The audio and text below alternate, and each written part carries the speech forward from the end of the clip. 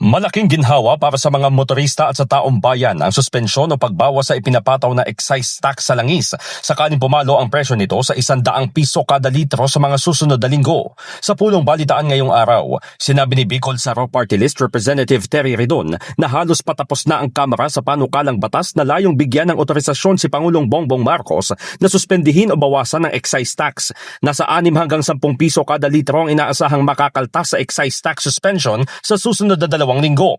Ipinaliwanag ni Redon na hindi pa nangyayari ang hakbang sa kasaysayan dahil sa nakalipas na mga panahon, pinapayagan ng presidential intervention kapag ang average ng Dubai oil crude prices sa loob ng 3 buwan ay lampas sa $80 per barrel.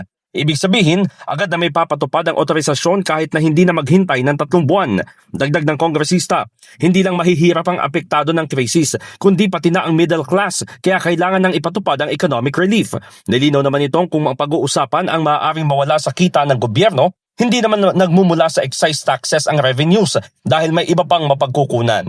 Very important ho yung pagbalanse ng revenue at ano ho ba yung demands at aktual na pangangailangan ng mga kababayan natin sa kasalukuyan.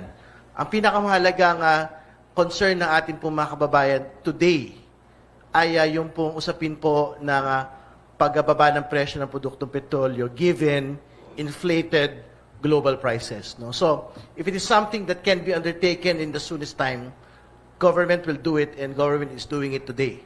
In the heart of changing lives, ako si Brigada Haji Caaminio ng 105.1 Brigada News FM Manila, The Music and News Authority.